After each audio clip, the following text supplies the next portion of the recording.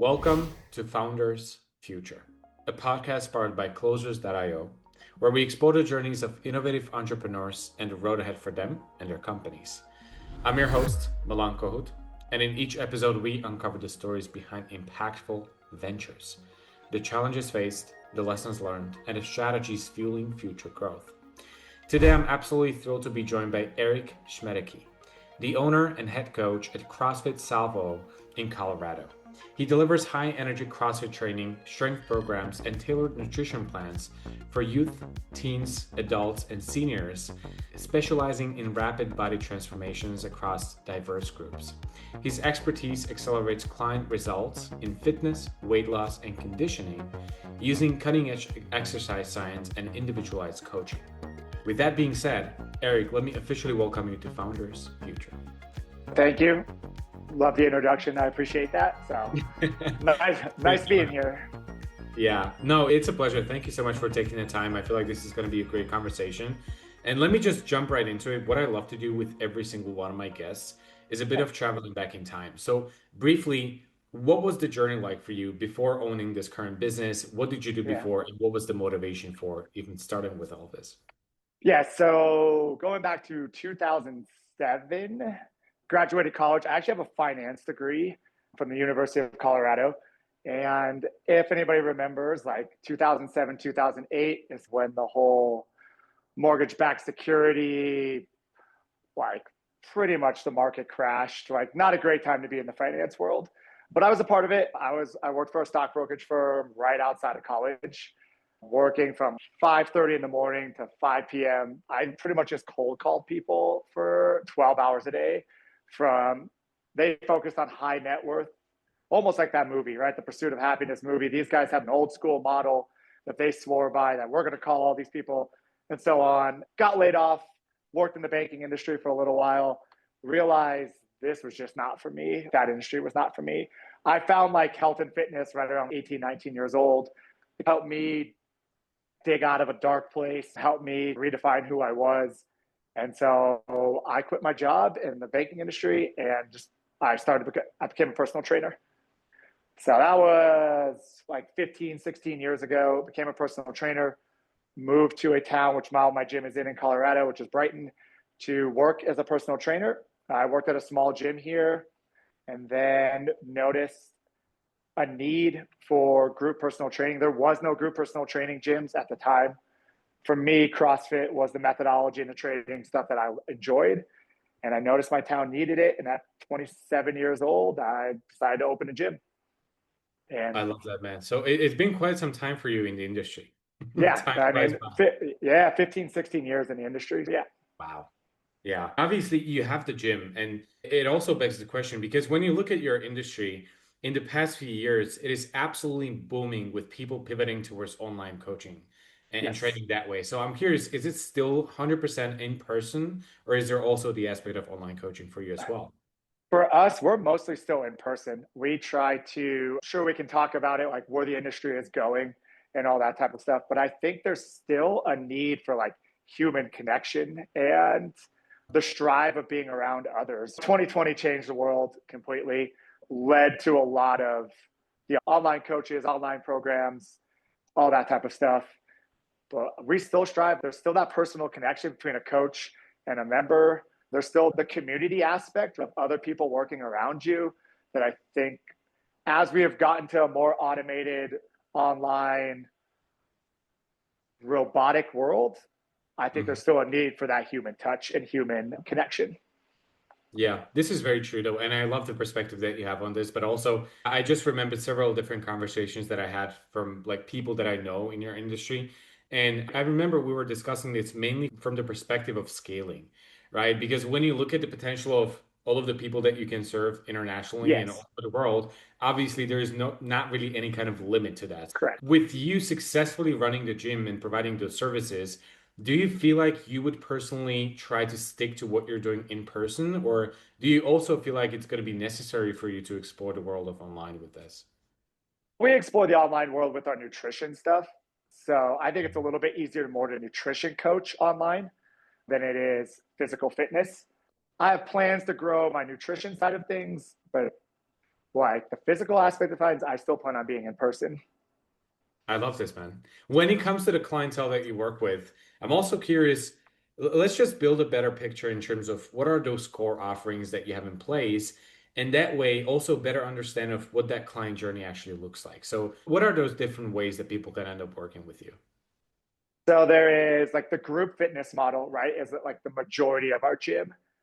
So we have classes that run throughout the day. So early in the morning, afternoon, midday, sometimes a little bit on the weekends. That's where the majority of our business is, right? And our offerings are like how many times you want to come a week that fits your schedule. So we have a 3 times, a 4 times, and unlimited. And that's like our main membership base there. I personally do a lot of one-on-one training or small group training for volleyball or mostly volleyball and softball athletes as well. Mhm. And so then I work with them, they tend to be younger, right? In between 14 to 18, a lot of in the high school ranking, like in the high school age. I work with them on a more one-on-one level. And then we also have like our nutrition side of things as well. And that can be all online, all app-based. But a lot of the times it's members who come to us physically for working out who want nutrition guidance, and that's how we nutrition guide as well.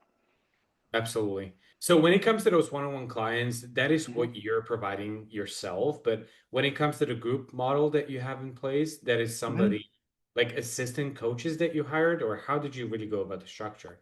Yeah, so we have coaches who run those group classes. I coach probably about 60% of them still myself, actually. And then we have, I think it's six coaches that help. A lot of them are members who had journeys here, who've had successful journeys here, who now want to give back to the community that they grew in and succeeded in, and now they want to coach. That's beautiful. But you're That's still coaching 60% of those classes? I do. Man, you're keeping yourself busy. I am. Yeah. Yeah. I Yeah. enjoy it. Coaching's the When it easiest comes to part. this, yeah, go ahead. I'm sorry. I said coaching's the easiest part, I think, of the job, right? Like I love coaching. It's interactive. You get to work with people. Coaching, I think, is the easiest part. Yeah, absolutely. This is also a big question. Obviously, you at this point you already know this, but on this podcast, we are Mm-hmm. all about the business talk, right? Anything regarding sales, marketing, strategy, Yep. scalability, we want to talk about it. And that big question of scalability and the kind of models that you have in place, that is something very interesting. So when you think about the future, do you feel like this is still going to be about you just getting more assistant coaches and building the company and the impact that way? Or do you feel like you're going to have to pivot and change and do something else to allow the company to continually grow? So I guess that's a question of like where the industry is going, right? I believe more in like value that I can provide to my members than mass amounts of people. So I'm not really big into the discounted memberships, the discounted that type of stuff. I'm more about I have a group of people. How can I provide more value to them? Is where I would like to always grow my company. I think you're seeing that in the new world of the GLP-1s, the peptides, the med spas, the recovery type of stuff. I think that's where I would like to start adding to my business, of adding more value to what a membership costs here instead of just worrying about always getting more and more people in. So not more is not always better. I look for the value that I can provide. Yeah. You know what? Talking about this, also, we all know that when it comes to business, like one of the key components is having a good client acquisition system in place. So Yep. let's use this opportunity since you already mentioned it. What is really going on the front of your marketing and lead generation to make all of this possible and have that ability to still onboard new clients? Yeah. So we have multiple like lead magnets on our website, right? That gets people into our CRM. We have 3 week trials. We offer like a free nutrition guide as well to get people that's like the organic one, like the easy. They Google us and then that's what they go to. We also evergreen marketing is something we're a part of too. So we run meta ads that draw people to our websites either with an offer or a 1 week trial. And then I know I mentioned the robotic world, but we actually have an AI sales assistant Mm, that like anytime they put in any information, that sales agent will reach out to them immediately and start generating conversation to try to get them into the door. That's always our biggest thing, is getting people to the door. We can show them what we do. Sometimes CrossFit has that like scary mentality, but getting people into the door is like really what we focus on to get them, like our leads, to get inside the gym. Absolutely. When it comes to, there is a lot of people who are on a fence of whether they should invest into paid ads and really leverage on that potential specific on social media. What is your philosophy in terms of when is maybe the best timing to actually take the next step towards that direction? When you have the proper systems in place, like I said, I coach 60% of the classes. The very first time I ran paid ads, my follow-up was terrible. I didn't have enough manpower. So I think when you're ready, you need to have the proper systems in line before you start paying for ads. Because if you let people slip through the cracks, miss follow-ups, the biggest thing for me with the AI assistant was it doesn't matter if you reach our website at 8 p.m. or 1 a.m. or 12 p.m. or whatever time of day it was, that AI agent was reaching out to you. And we're in a very now world, right? Like we want everything now. We want it shipped to our house the next day. You're not the only gym they're looking at, right? You're not the only product they're looking at. So being first makes a big difference. Yeah. Look, AI has really become a big part of our lives. So we might as well learn how to use it to our benefit. So I Yeah, love to see that correct. you're leveraging that. But aside from having that AI as a support system in place, I'm also curious, this sounds like you took the time to actually build the right fundamentals that would allow you to eventually scale and grow the business and its impact even more. So do you feel like in terms of the business operations, you're like building this ecosystem that will support other people joining your teams, whether that's a marketing help, sales, fulfillment, whatever the case might be? Or would you rather still keep it maybe as a solopreneur and mainly run it yourself? What is the vision? I've gone back and forth about that. I'm not going to lie. I don't think there's ever anybody who's as passionate about your business as yourself. And I will always stick with that nobody cares about my business as much as I care about my business. And finding the right people is important, but it's also extremely difficult. And mostly my vision is still to keep it like myself and build through me. Absolutely. What have you found so far like the most challenging part about delegation? Ooh, man, I have high expectations. And when things don't, that's, I think it goes back to what I just said, right? They don't care as much as I care. And I'm not saying they're not Yeah. great employees, and I have great employees, but no one cares as much as you. And I think that's one of the biggest things. And I have a hard time delegating, right? When you watched yourself build this from the ground zero, right? I built the entire company myself, right? Like I started with members at a gym, personal training myself to what it is now. It's hard to let go. That's probably the biggest thing I would say is it's hard to let go of being 100% in control. Yeah, no, this is a tough part of being in business, man.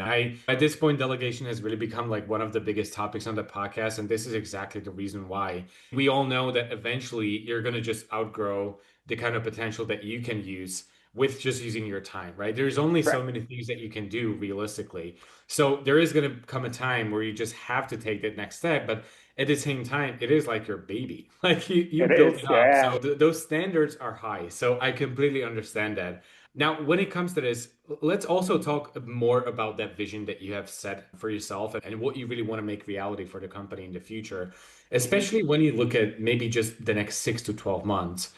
What would you say really are those biggest targets, revenue, milestones, whatever comes Mm-hmm. to your mind?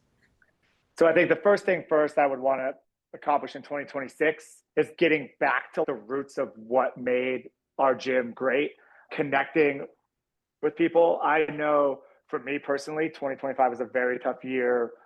We had my family went through a lot with tragedy and everything like that, that I wasn't as present as I should have been. And I think getting back to, we also had a bad apple in our gym that was a coach that had people that like, it's a very close knit community, right? And so things get around very quickly, good and bad, right? That's very good. But when the bad stuff comes, it also can affect you. So I think my main goal for like at least the next 6 months is to get back to what we do well and get everybody back on the same page. I have noticed through the 13 years almost 14 years of the gym that when we have changes and high turnover, we usually have less successful years. Mhm. That's what I saw in 2025 because we had a lot of coach changeover. We had a bad coach, not a bad coach, good coach, bad habits that led to problems. Mhm. And so I think my main goal in the next 6 to 12 months is to get back to what we do well and get back to the roots of it. And that's Yeah. including myself because it starts with me. Yeah. I love this. And this is, by the way, also a great example of how the business journey is never going to be linear, right? There Yeah. is like, no matter how long you've been running the business, whether that's 3 years, whether it's 16 years at this point, there is always those issues that you stumble upon. There's always a question of, hey, I need to figure this out. But that's a beautiful thing about it, though, as well. So let me ask you this question. Obviously, there is a lot of passion for what you do and what you provide. So when you think about that continuous growth and scale for the company, what would you personally expect to stand in the way or become the biggest challenge of making that growth happen? The biggest challenge, resources, right? Being the sole provider of everything. I don't have unlimited funds to spend on advertising, right? Am I reaching enough people to get them in here? I think is probably one of the biggest challenges I will have. And also, I always say we're in a world of a lot of information, a ton of free information, right? Getting through all of that to get people to see that there is still experts and there is still value in seeing real people. And that's another goal of mine is to still show the value of having a coach and not typing in to an AI source or a chat bot saying, hey, I want to get fit in 6 weeks. What do I do? Yeah. No, this is definitely tough, not only from the perspective of AI, but also living in today's day and age. This is also something that I mention very often at this point, but there is a very low entry barrier to becoming a consultant or a coach, especially in an industry like this. Since we have so many gurus, it's tough to really cut through the noise and really stand out, even with the kind of experience that you're bringing to the table. So I could, I think that's what happened like in 2020, right? Everyone's an online coach. yeah, And I don't think why I haven't explored the online coach as much is I don't think it's as easy as everybody thinks it is. Everybody thinks it's easy to be an online coach. Hey, I'm going to say I'm an online coach and I'm going to have 400 people from across the world reach out to me. And so there's just a lot of watered down information, right? There is, and it's all in front of your face. Everything is in front of your face. And unfortunately, there's a lot of, like you said, the gurus out there, you should do this, you should do that, you should do this, instead of just, no, let's get back to the basics. yeah. Let's eat, let's move our body. Let's not worry about cold plunging every single morning and drinking lemon juice to start your like it's so crazy what the fitness world has come down to. And it's guys, let's just go back to basics, right? And all that stuff is I'm a big cold plunge fan and I'm a big fan of that. But if you don't have your basics done, it doesn't really matter. And it's the world of instant gratification that I think it makes it a very cloudy industry right now. Yeah. No, it's interesting to users. So it's quite easy to stand out with that kind of information and Right. get that attention that they're seeking. But also, Eric, to be honest, yes, there is a lot of people who obviously can make it happen in the world of online. So that can be something completely different. But at the same time, compared to running an actual gym, like you've been doing for the past 15 years, is it a completely different business? Yeah, in a way it is. Yeah. So 100% valid when it comes to this. Eric, at this point, I'm going to say thank you so much for Of taking the course. time out of your day and sharing this lovely story with me and the audience. If there's anybody from the listeners that would like to reach out to you, connect, and perhaps even work with you one day, what is Yep. the best way to go about it? You can visit our website, crossfitsalvo.com. Any of our social medias, we're on all of them. And reach out there, send a message, and we'll get back to you as quickly as possible. Beautiful. Thank you again. It was a pleasure to have you on. Awesome. Thank you so much. Now, to our listeners, if today's conversation inspired you as well, make sure to subscribe to Founders Future on your favorite platform. And also, if you're a business owner, more specifically a consultant, a coach, or you have an agency, and you're trying to scale the business and really enhance both your sales and marketing efforts, also visit closers.io, get in touch with our team, and discover how exactly we scaled our company from zero to over 30 million per year in less than 3 years. Until then, keep on crushing it, and I'll see you on the next one.